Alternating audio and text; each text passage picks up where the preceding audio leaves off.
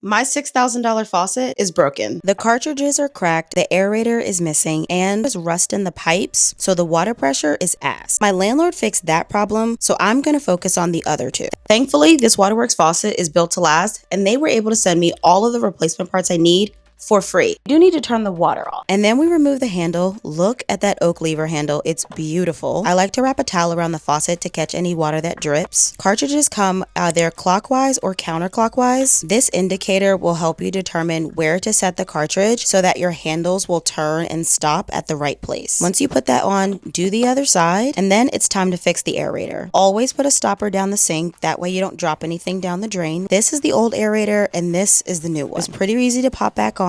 Then I just turn on the water, and now my beautiful $6,000 faucet works again. And if you have anything negative to say about me installing a $6,000 faucet in a rental, make sure to leave a comment so I can at least make money off you being a hater.